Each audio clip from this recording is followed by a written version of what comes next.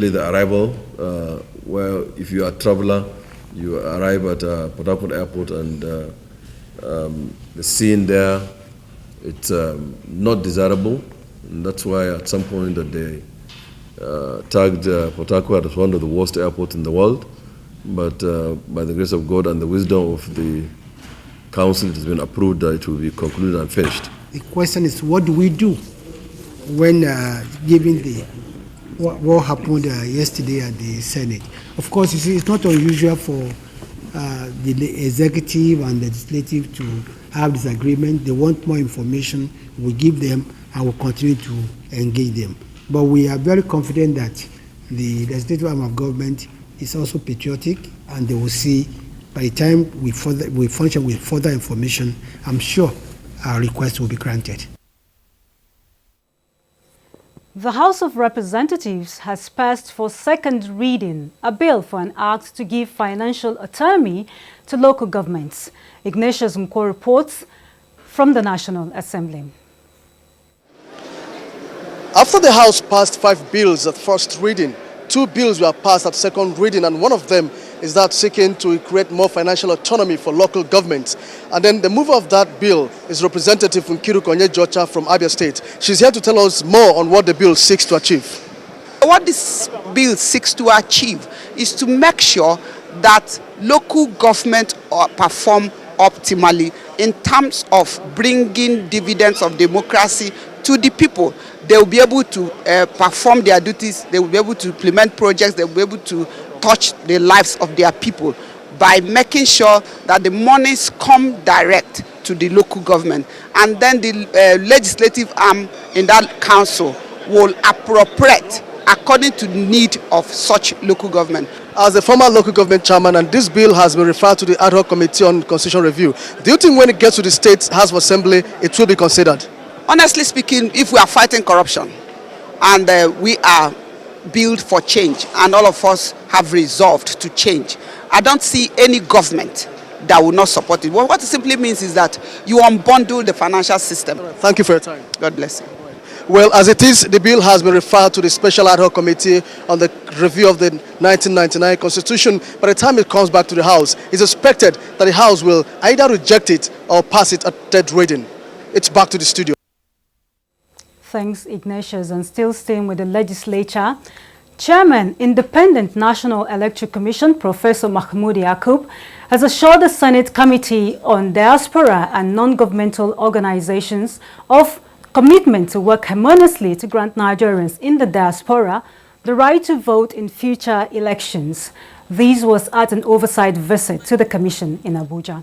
National Assembly correspondent Ifeanyi Ezumba completes the report. The INEC chairman also said Nigerians in diaspora need their voting rights as they contribute significantly to the growth of the nation. Where we believe that Nigerians should have the right to vote outside the country. Number one, and the most important, is that they are citizens of Nigeria interested in the affairs of their own country. Committee Chairman Rose Oko emphasized that it is a desirable move and a way forward for the nation's democracy if it can be actualized in 2019 elections. Almost 115 countries have done it worldwide, with Africa alone having 28 countries that have started diaspora voting. So we think that Nigeria should also begin to think in that direction, especially as some very high persons, dignitaries in government have lent their voice. We are happy to note that INEC has already commenced some action in this direction. Senator Oko stressed that the nation does not have to copy other countries, but can design what is appropriate for the people. From the INEC office in Abuja, Ifeanyi Ezumba, NTA News. And the Minister of the Federal Capital Territory, Mohammed Musa Bello, has pledged government's commitment towards improving the welfare of traditional rulers and fostering a greater synergy between them and chairmen at the 6 area councils. The minister was speaking during interactions with the House Committee on FCT, area councils and ancillary matters. Here is National Assembly correspondent Dennis Adegunloye with the details.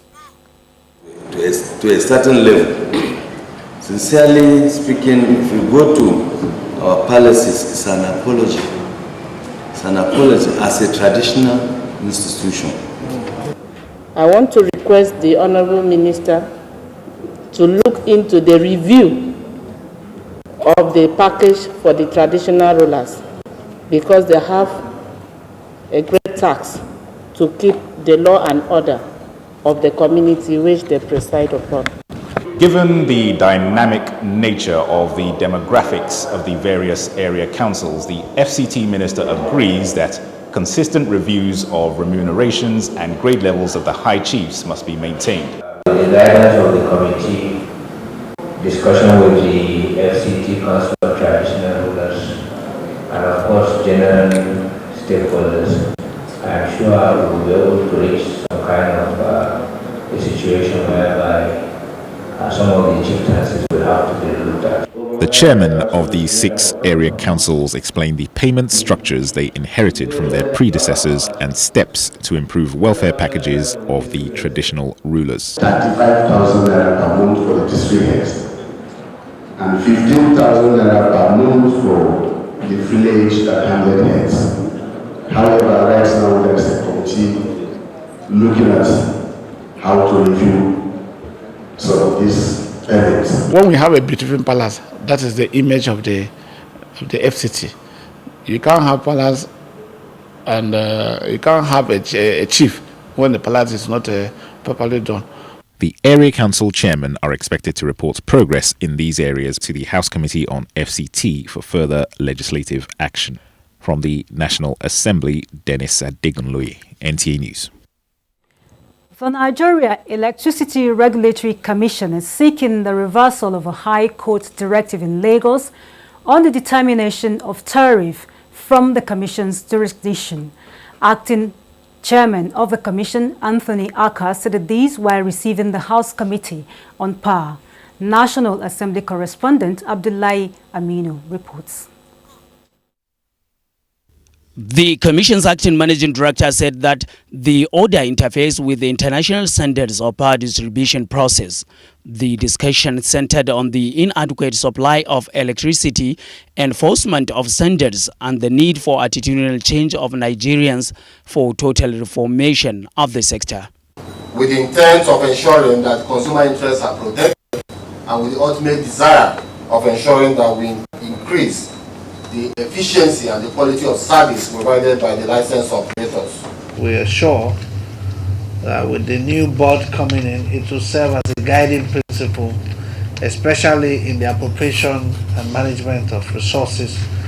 Managing Director, Nigerian Bulk Electricity Trading Company, Marilyn Amobi, told the committee that Nigeria's quest to provide 2,000 megawatts of electricity by 2020 may suffer a setback due to some challenges in the power sector. She said out of the projects with 16 solar developers for 2,225 megawatts of electricity, only 450 megawatts is expected to be secured by 2018. While at the National Power Training Institute of Nigeria, NAPTIN, the committee found out that 51% of the institute's 2016 budget appropriation was released. Director General of the Institute, Reuben Okeke, said there is a total capacity recovery of 1,710 megawatts at Shiroro, Ugeli, Kainji, Sapele power plants. In Abuja, Abdullahi Aminu, NTA News. And the House of Representatives Committee on Environment and Habitat has reassured commitment of the National Assembly towards achieving environmental safety through adequate legislation and oversight. It was an interactive session between the House members and stakeholders on environmental issues in the Niger Delta. National Assembly correspondent Kenneth Nanim reports. The interactive section was necessary to equip the committee with relevant information on environmental pollution and other forms of degradation in the Niger Delta as a result of activities of oil companies. Our farmland, if we plant cassava and when we uproot it before, so then it's very long as yam and very fat. Nowadays, they are like broom. We carry out effluent monitoring and recipient water body monitoring to ensure that the environment is not impacted negatively. Submissions by some of the host communities and the representatives of the oil companies operating in the area elicited reactions from other respondents and the members of the committee. Are we able to show the world that yes, indeed, systematically we have been monitoring, auditing and monitoring the environment? If that answer is no, then we need to go back to the drawing board. Our committee is desirous to make sure that the environment is better off for it. We also want to look at the practitioners in the environmental sphere as well, if they have the competence to carry out some of the audits, some of the cleaning. The committee says facts unraveled during the course of the investigation will assist the National Assembly to either amend or reenact laws that will ensure safety and sustainability of the environment. The committee also has the mandate to investigate plans by the oil companies in the area towards the reduction of gas flaring as well as the integrity test of their facilities. Kenneth Nanim, NTA News. Agriculturists are advocating proper harvest management and storage to curtail losses for food security, especially with reports of emerging bumper harvest across the country. This was part of submissions by discussants on NTA's Current Affairs program, Tuesday Live. Talatu Ezewike completes the report. Nigeria, blessed with arable land and rich farm produce, suffers post-harvest losses year in, year out. In 2011, the Food and Agriculture Organization of the United Nations said about 1.3 billion tons of food were wasted globally. Developing countries that was hit with nearly 65% of the losses recorded at the production, processing and post-harvest stages. The scenario has raised concerns, especially the need to get it right with this year's expected bumper harvest. There isn't any silo in this country, as I'm talking to you now, that is for the preservation of vegetables. And you know how much of onion we lose every year, tomato, and so on and so forth. We lose not less than 1/4 of what we produce. And that counts so much on our economy. Most of our grains, maize, you can produce them 3 times, even 4 times in a year. The same thing with tomato. But if there is no proper storage, if there is no proper marketing, if there is no proper processing in place, a lot of the production in each season will be wasted. During the time of Yaradua, there is a conditioning boxes that were made to preserve onions for 6 months off season, so that we can even export. Everything we grow in Nigeria, once it is the season, you see it all over. But once it's off the season, it disappears. There are no APC and PDP in crops. You don't play politics with food anywhere in the world. It is generally held that the nation's quest for food security is achievable, particularly through the right policies and programs, adequate budgetary allocations for agriculture, and an application of homegrown technology. Talati Ezerike, NTA News. Thanks, Talatu. And Abdullahi in our Lagos Network Center will now give us details of stories from that zone. Good afternoon to you. Good afternoon. Well, thanks for joining us in Lagos. The federal government has reiterated its commitment to providing an enabling environment for private sector participation in the operations and provision of services in the maritime sector. Minister of Transportation Rotimi Amechi stated this while speaking at the World Maritime Day celebration in Lagos. Ken Egbeligwe has details. It is estimated by the International Maritime Organization that more than 90% of global trade is being transported via the shipping industry. This contributes immensely to the economic development. In Nigeria, opportunities are abound in the maritime sector capable of lifting the economy to higher heights. But these opportunities remain largely unexploited. The Minister of Transportation, Rotimi Amechi, attributes low level of investment, lack of requisite funding, and high charges as some of the challenges facing the industry. The gap in manpower development is addressed by upgrading capacity in the institutions to provide needed professionals and skilled personnel to run the industry. Discussing growth and development of shipping industry in Nigeria, creating enabling environment, a master mariner highlighted policy, security, port facilities and manpower development are some of the constraints affecting the growth of shipping industry in the country. So as to create the necessary enabling environment for a vibrant modern industry. This is indeed not exhaustive, given the enormous and diverse nature of the industry. The need for the Nigerian ports to have expanded capacity to take on additional traffic. We must have a long-term strategy, both a medium-term and long-term strategy on how to grow tonnage, how to enhance our infrastructure, and of course, how to attract people to invest within our maritime environment. Stakeholders agreed that for the country to scale its present economic hurdles and consolidate its chances at future economic stability, stakeholders must return to the drawing board to revamp its shipping industry. In Lagos, Ken Igbeluge, NTA. An initiative that will capture the historical relevance of Nigeria's culture and heritage has been unveiled at the media briefing in Lagos. The move is part of preparations for the annual Badagry Festival come 2017. Tekleweke has details. The Badagry Festival, held annually in Badagry Town, Lagos, is reportedly one of the festivals in Nigeria that attracts crowd within Nigeria and outside the country. The festival, which essentially reflects the historical events that defines Nigerians as a people and Africans as a continent, has continued to attract attention world over. Organizers of the Media Palace say next year's event will be expanded to include debates on issues that concern the growth of the African continent in the wake of modernization. Organizers say the need to introduce an intellectual perspective to the festival was long overdue, given the significance of the festival to the Nigerian people. A diaspora festival that will take place in Badagry, which of course is understandable because of the history of Badagry. And they are coming up with the program called the Day of No Return, as well as a symposium which they'll be holding.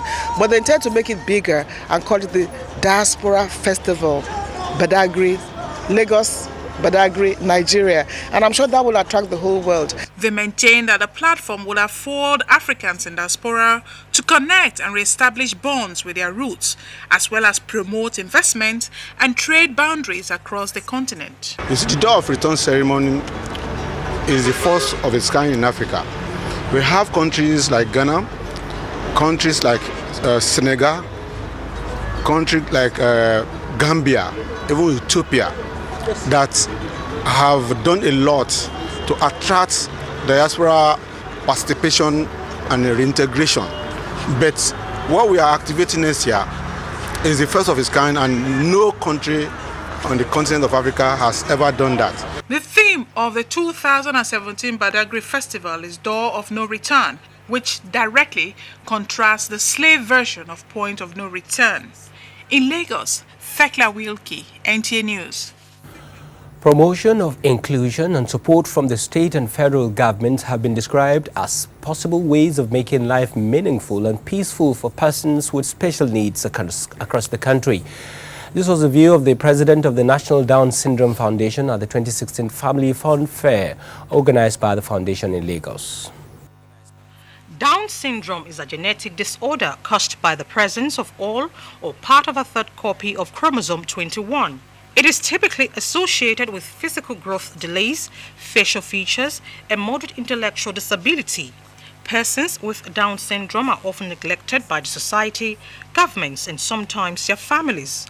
These special persons have been given hope by their parents and caregivers. President of the National Down Syndrome Foundation speaks on the importance of inclusion and support for the physically challenged. I believe this present government is disability friendly, both at the state level and also at the federal level, because the federal government, I think for the first time, they are giving seriousness to the disability bill. But we haven't been able to reach down to the grassroots to cover every nook and cranny of this country due to lack of funds. As for awareness, yes, we have created a lot of awareness within and without. Parents at the gathering are of the opinion that provision of education at early stage of growth, healthcare services, and affection will go a long way in making them feel more human. Once you begin to see them pick up or hit a milestone or the other, I mean, you're encouraged. And God has been faithful. We've made major steps. More parents are coming out. More people identifying with the condition. It's a wonderful achievement. The fun fair featured a football match, dance competition, bouncing castle display, among other activities.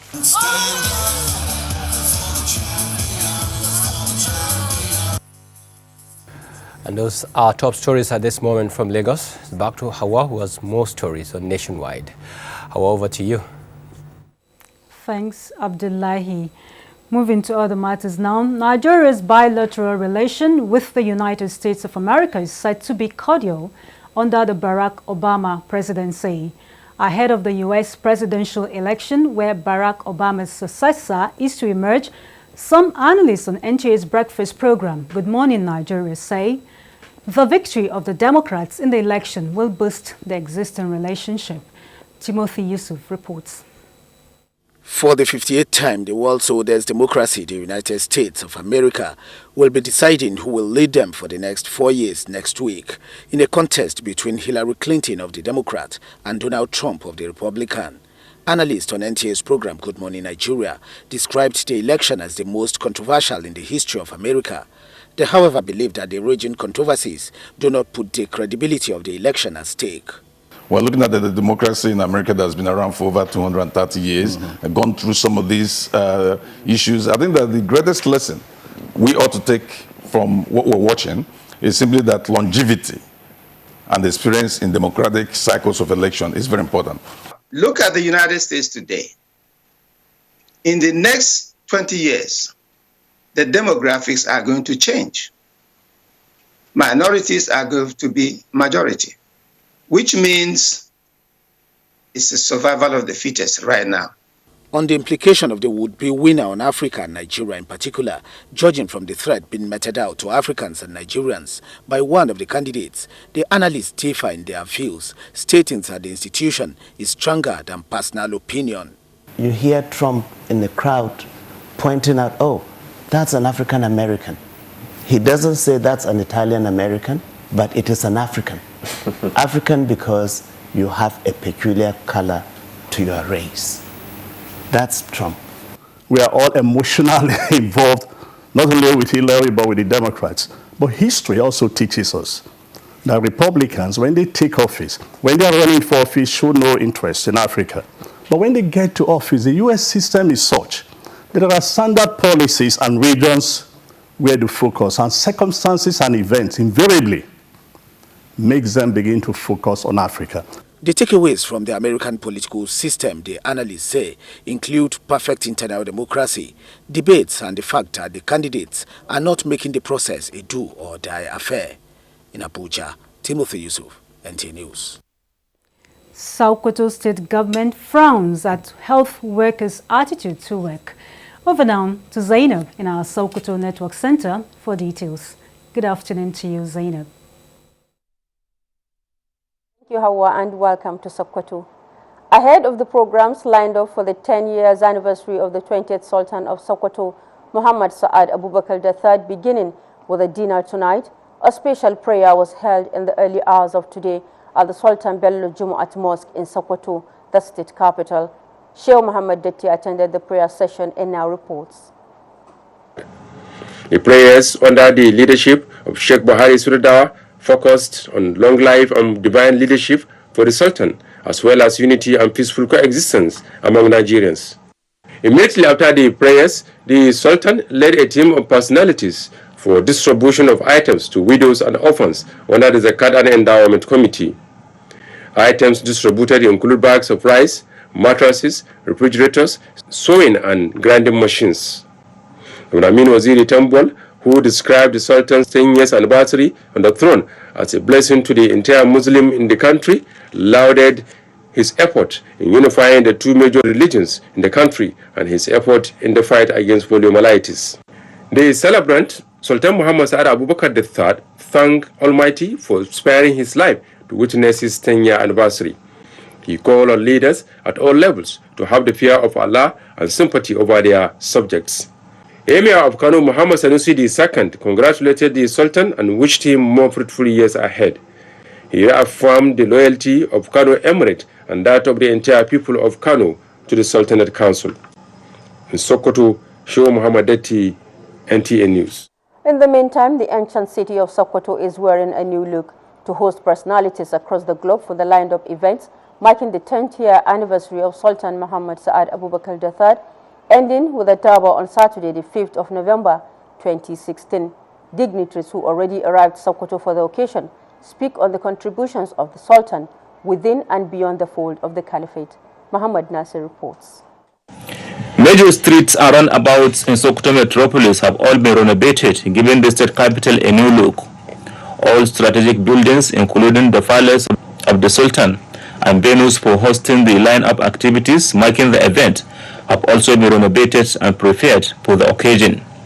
Security operatives in the state are on top of the situation, assuring the general public on their readiness to ensure a hitch-free celebration. Dignitaries who started arriving in the state capital since last Monday have this to say on Sultan Muhammad Sa'ad Abubakar III. The position he holds is a great position as the undisputed leader of the Sokoto Caliphate. He's our leader, he's our colleague, he's our brother.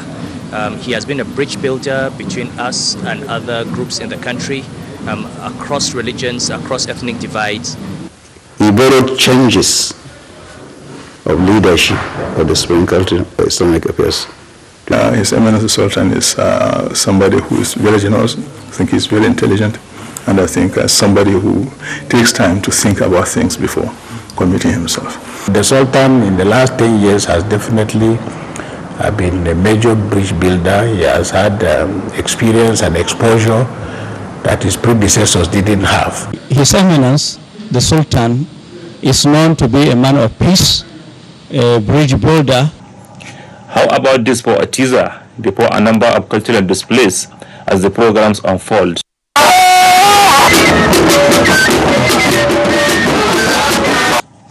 In Sokoto, Muhammad Nasir, NTA News. And Sokoto State Government has warned that any health personnel caught selling drugs meant for primary health centers will be dealt with in accordance with civil service rules. Governor Aminu Waziri Tambuwal stated this during a meeting with health personnel drawn from 23 local government areas of the state. Usman Muhammad Binji reports.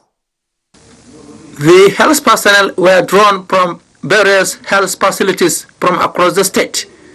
Declaring the workshop open, Governor Aminu Waziri Tambuwal, represented by Commissioner Ministry for Local Government, Sokoto, Alhaji Manir Raya, says the state government will not hesitate to deal with any health personnel caught selling the essential drugs meant for the public. Commissioner for Health Dr. Balarab Shehu Kakale said 80% of the health problems could be solved by the primary health centers in the state, and tasked the participants of the workshop to be up and doing in the discharge of their duties. Joint verification done by the Ministry for Local Government and Health has found the deficit in manpower in Primary Healthcare Development Agency, and we are going to take care of that in phases. Executive Secretary, Primary Healthcare Development Agency, Dr. Sani Labaran, says the aim of the workshop is to sensitize and reorient the health personnel on their roles at the primary health centers.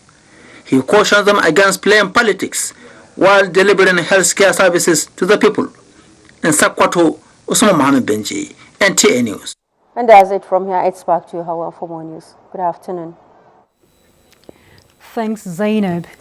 You can watch this news live online via the NTA mobile app, which you can download on your Android device at the Google Play Store or at the Apple Store if you use devices with iOS. It's time to take some messages now. Nationwide continues shortly.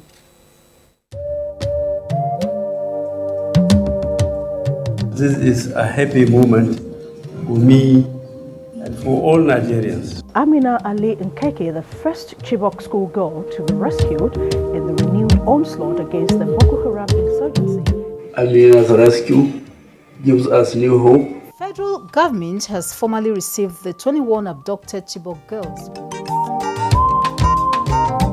These dear daughters of ours have seen the worst that the world has to offer. It is now time for them to experience the best that the world can do for them. Government will sustain the effort until all the remaining girls return safely.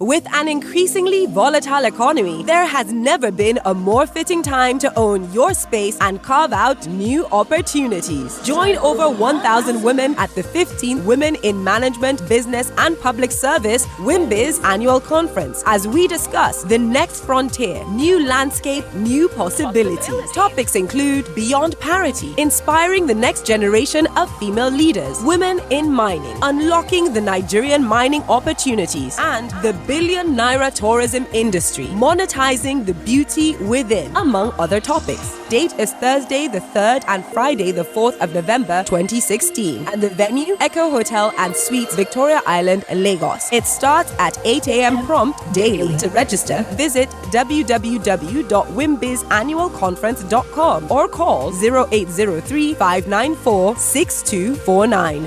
WIMBIZ, 15 years of inspiring and empowering women.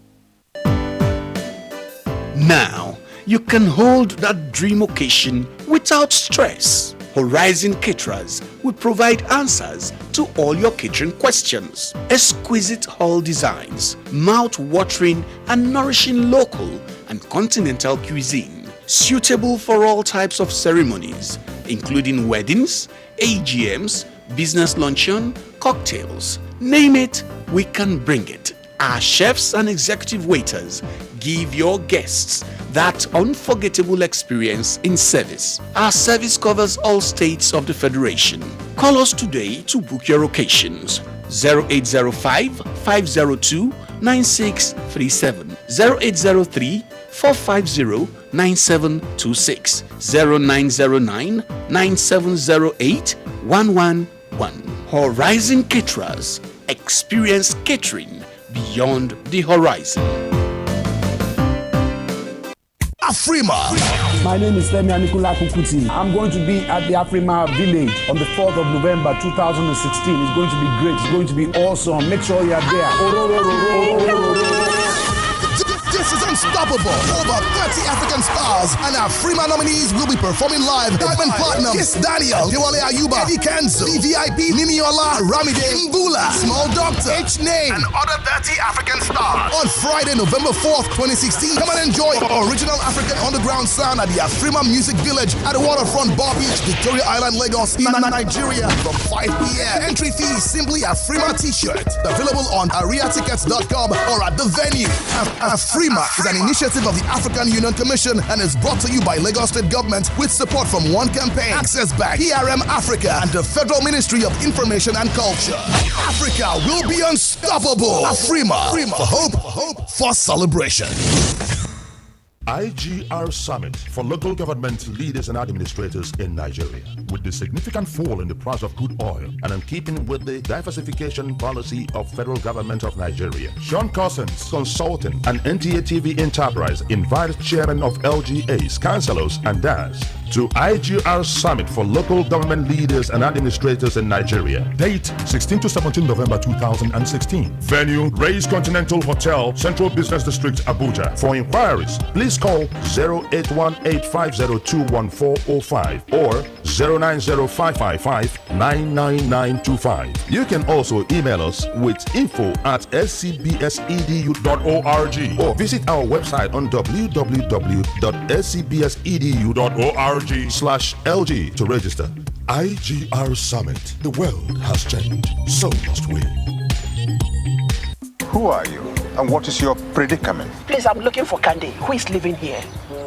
In this compound? Oh no, this is a premises. The compound is an amalgam of chemicals, and there is no Candy living in this premises. This week on your award-winning comedy series, Professor John Bull, starring Kanayo Okanayo, Mercy Johnson, Queen Wokoye, Funky Malam, Bimbo Akintola, Ime Bishop, Yomi Fash Lanso, MC for God. Who was you? What was you found? Auntie, I look at you. I going to look for my sister. I know you are poor. Yeah.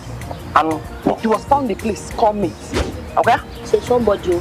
She's definitely not my sister. Shut up! Professor John Bull, fasten your seatbelts this Tuesday and Friday, 8:30 to 9 p.m. on NTA Network, International, and Star Times. It's absolutely bombastic. Over and out. The largest data network, Glow, grandmasters of data. Thanks for rejoining us on Nationwide. Processes leading to the 2016 National Migration Dialogue billed for December this year are on course, with the conclusion of a two-day workshop by the Technical Working Group held in Saminaka, Kaduna State. Ogechi Paul reports on the event organized by the National Commission for Refugees, Migrants and IDPs, sponsored by the Swiss government. The workshop participants consists of migration stakeholder, ministries, departments and agencies, and other interest groups reflective of the 36 states of Nigeria and the FCT. They constitute a technical working group charged with facilitating modalities for the 2016 National Migration Dialogue, which demands, among other tasks, the proposing of overall national theme and sub-themes to reflect migratory peculiarities of each geopolitical zone for discourse at the National Dialogue billed for December 2016. Head of the facilitating agency, Federal Commissioner NCFRMI, Sadia Umar Farouk, was represented, as well as the Swiss Ambassador to Nigeria, sponsor, courtesy of Nigeria Switzerland Partnership on Migration Cooperation, entered in 2011. Now that we have the national migration policy, it would be a fantastic thing if the Commission is going to get more of the support it can need from the government to make sure that this policy is implemented properly. And I'm sure with that implementation, you will see a lot of changes in the usual migration rules. We have a good quality of partnership with Nigeria, and as there are challenges or problems arising, like in all partnership we take and find solution together. The workshop brought the participants close to the warmth of the Saminaka people of Kaduna State. Ogechi Paul, NTA News. And Enugu Network Center is where we go next.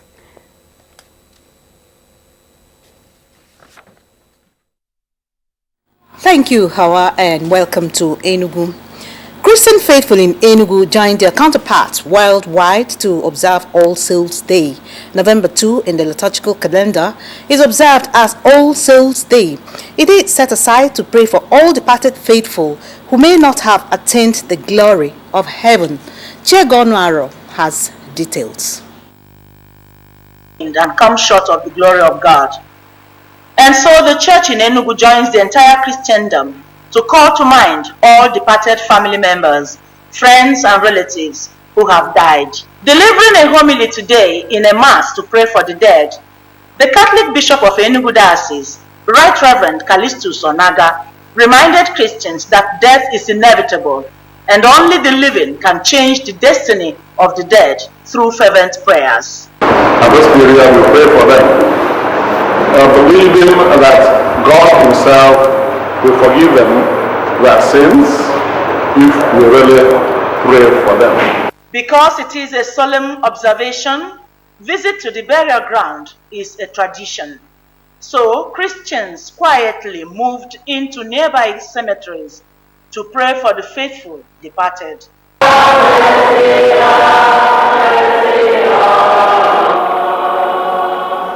Bishop Onaga charged the faithful to observe the month of November as a month for praying for the dead. In Enugu, Chiegono Aro, NTA News. The Enugu state government says the present administration will not tolerate poor quality service at the State University Teaching Hospital, Park Lane, Enugu, as the hospital represents the face of a health sector in the state. Chairman, House Committee on Health, Chukwuemeka Oboebo, stated this when his team paid an unscheduled visit to Park Lane Hospital following rising complaints on the deteriorating quality of services in the hospital. Susan Eze completes the report. Of labor unions in the hospital, members of the Enugu State House Committee on Health, condemned the situation where a tertiary hospital such as Parkland suffers acute shortage of water and electricity supplies. Other complaints by members of the public, according to the committee, include poor emergency response, issues with laboratory services and overbilling, as well as poor attitude of staff to patients. This teaching hospital represents the face of Enugu, the face of this government. This is our only tertiary hospital at the moment. And if we don't get it right here, then we can be sure that what happens in the secondary healthcare or primary healthcare cannot be written about, cannot be talked about. In their responses, the acting chief medical director, Parkland, Dr. Wilfred Okenwa, and the leaders of the labor unions in the hospital presented some challenges affecting optimal performance of the hospital. The problem with accident and emergency is that the bed spaces there are too small for the population we serve. Carrying the investigation further, the committee also engaged officials of the State Water Corporation while directing the hospital management to submit to it documents of payment of utility bills as well as details of the hospital's internally generated revenue. In Enugu, Susan Eze, NTA News. The Commercial Agriculture Development Program Enugu has continued with the inspection of project sites of some beneficiaries in the Youth and Women Program of the agency. Chinyere Okoye reports that the inspection took the CADP team to some communities in Uzowane and Oji River Council areas of Enugu State. Was to ascertain the level of preparedness of the beneficiaries in terms of facilities for their various choice projects in agriculture. These projects include rice production, poultry farming, and other agricultural ventures. This initiative by the CADP is geared towards giving hope to the people with some measure of financial empowerment, especially rural women and youths, to develop agriculture and ensure food sufficiency. 98 of them have undergone training under the scheme on their choice agricultural projects and financial support given to them, which will be spent on the supervision of service providers. Before we start the real empowerment, we have to go for site selection and then educate them on how they will go about it, so that we don't normally give them cash, but through a service provider. Some beneficiaries whose project sites were inspected and certified by the CADP team speak on their readiness to help in the realization of the objective of the scheme. In no distant time, I will employ at least 3 persons. Thereby, unemployment rate is reducing. The Women and Youth Agricultural Empowerment Program of the CADP is a scheme supported by the World Bank to assist rural dwellers in food production and becoming self-reliant. In Enugu, Chinyere Okoye, NTA News. That report by Chinyere concludes our contribution from this end. Hoa, it's back to you. Thanks, Ngozi. It was the turn of nomadic teachers in the North Central Zone to key into the new thinking on how to improve nomadic education in the country when teachers from 6 states in the zone and the FCT converged on Mina for the training workshop.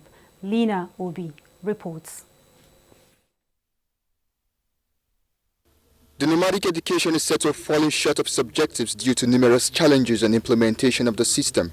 As Nigeria steps up efforts to improve basic education and reduce the number of out-of-school children from the streets, the National Commission on Nomadic Education strategy is to improve teacher quality and efficiency.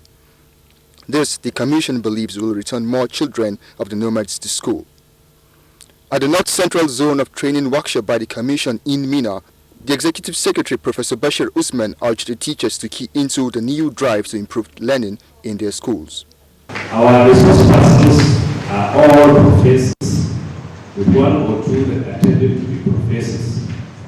I am 100% sure the modules that they developed are up to date and are very current, and they cover all of the things that are most time so that we can now also learn. Other speakers at the workshop expressed concerns over the conditions in the nomadic schools and welcomes the efforts to address such challenges. Education cannot be possible without teachers. We need teachers for us to have education.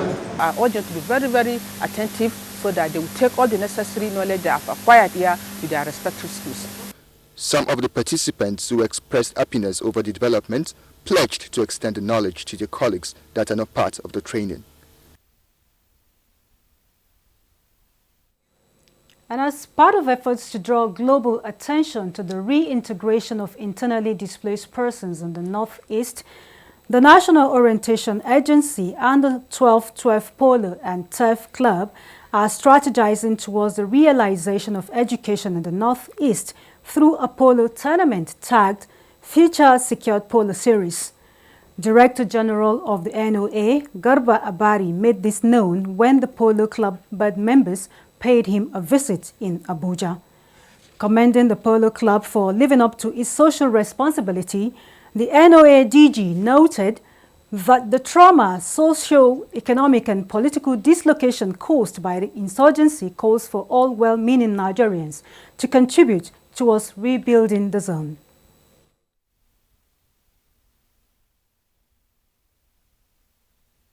Now the idea is to bring to the fore some of the challenges, especially that of education in the Northeast, which is one of the most challenged parts of this country is passing through. Also underscores your seriousness towards bringing to the fore, not only nationally, but beyond our national borders, the need to marshal support, cooperation, understanding, with a view to quicken the pace of return to normalcy in that part or in our part of the country. Chairman Board of the Polo Club, Murtala Aliyu, said the Future Secured International Tournament series will promote education across the country with emphasis on the Northeast.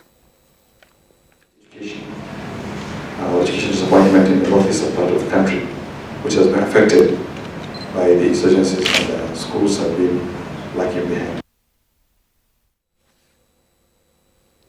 And the Nigerian Television Authority and the Pharmacists Council of Nigeria are exploring partnership for a well-regulated environment for quality pharmaceutical services to sustain healthcare delivery. This was the thrust of discussion during a visit to the Director General of the NTA, Yakubu Ibn Muhammad, by the Council's executive. Tasty Justin Bisang reports.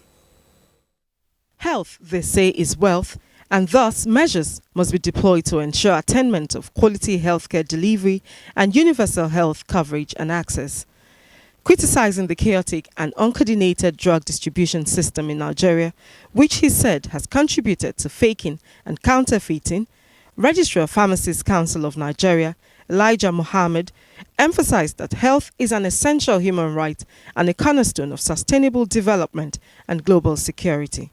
It is high time the businessmen who are operating within the pharmaceutical landscape in Nigeria knew that if life cannot be all about them, with a view to maximizing profit always, true value and premium can only be placed on the quality of pharmaceutical products and services offered and not on what they can make out of the profession.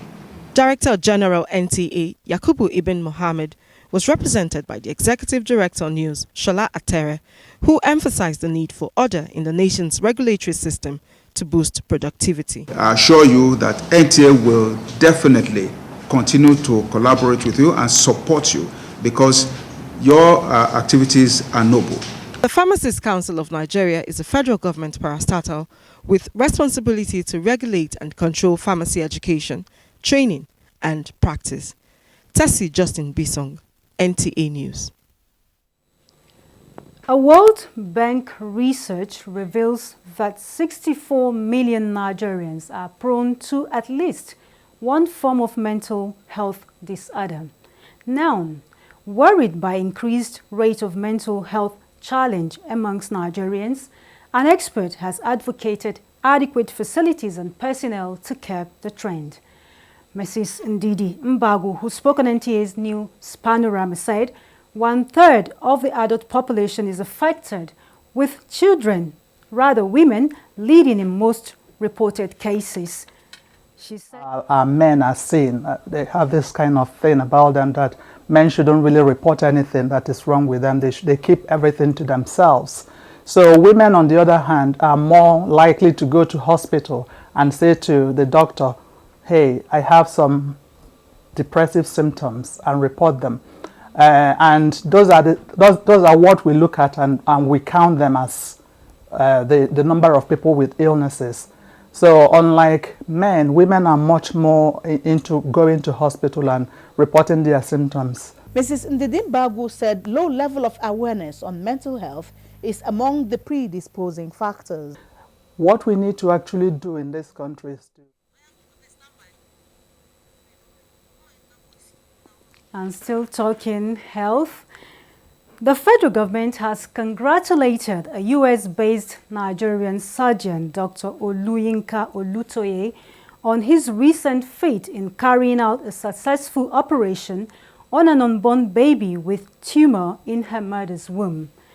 The senior special assistant to the President on Foreign Affairs and Diaspora, Abike Dabiri Erewa, who conveyed the message in a statement, said President Muhammadu Buhari received the news of Dr. Olutoye's unique fate with excitement and fulfillment and looks forward to meeting him soon. The statement also adds that the need to celebrate Dr. Olutoye for the wonderful feat he performed in saving lives and projecting a good image for Nigeria. Dr. Oluyinka Olutoye and his surgeon partner, Dr. Darren Kers, of the Texas Children's Hospital, carried out an operation of fetus at 23 weeks in the U.S. The baby Lynn Hope, who suffered from a tumor, was removed from her mother's womb, operated upon, and returned back, healed, and continued to grow until she was born at 36 weeks. To the global scene now, Rwanda takes its Buy Rwanda Products campaign to Congo-Brazzaville and identifies new business opportunities. And Turkey expresses strong economic trade interest in Africa. For more reports on global tidbits, let's join Runke Kolawale. In Côte d'Ivoire, the main opposition leader, Pascal Affi-Goussane, has rejected the result of the referendum on a new constitution, alleging the result was fixed. If the result is finally accepted, the new constitution will scrap the requirements the parents of presidential candidates must be Ivorian born and remove the 75-year age limit for candidates. On the Gambia, the Human Rights Watch is alleging that the president, Yahya Jammeh, is using violence to silence critics as the country prepares for presidential election in December. Jammeh denied he is seeking re-election for a fifth term, while a report says so far 2 Gambian activists have died in custody. Meanwhile, Sudan has rejected Amnesty International report of September 29, which said the country's armed forces have used chemical weapons to kill more than 200 people in Darfur, saying it is baseless and fabricated. Elsewhere, report from the city of Mosul says Iraqi security forces are now securing their foothold, moving from house to house to clear the so-called Islamic State militants from the area. And in Bulgaria, police divers have found 11.7 million counterfeit dollar notes in a reservoir. 3 Bulgarians have been arrested in connection with the crime. For Global Tidbits, Ronke Kolawole, NTA News. Sports now. 14 teams competing in Abuja progressed to Division 2 of the NBBF League as Japan decries rising cost for Tokyo 2020 Olympics. Amanzi Marcus has details on Sports Update. A total of 46 matches have been decided over 7 days in the National Division 2 Men's Basketball League, holding at the Bakechbi section of the Abuja National Stadium.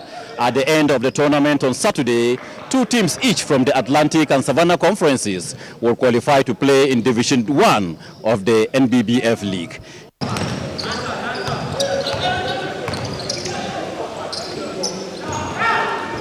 It's one of our developmental leagues.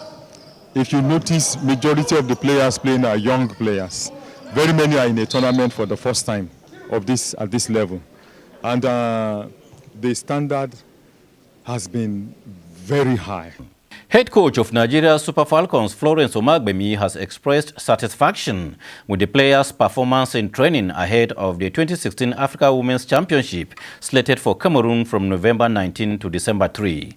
She was speaking after the 7-time champions lost 2-4 to an Abuja selected team in a friendly match Tuesday at the Abuja National Stadium training pitch. We're still building, we're still trying to we're in the process.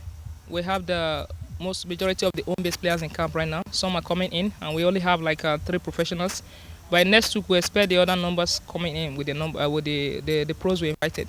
The head of a Japanese panel tasked with slashing expenses for the next Olympics said on Wednesday that poor supervision and a lack of clear authority is one of the reasons costs for the Tokyo 2020 Olympics soared to more than 4 times its original estimates. Tokyo Governor Yuriko Koike, who took office in August, ordered a review of Olympic expenses that recommended changing 3 venues in an effort to rein in costs projected to hit 3 trillion yen, 4 times initial estimates, when the city won the right to host the games. With sports updates, Amanzi Marcus, NTA News. And just before we go, a reminder that you can get all our stories and much more when you log on to our website www.nta.ng.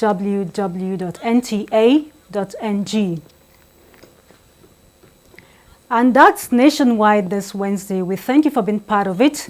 Stay on the network service for more reports and News Extra at 9. Good evening.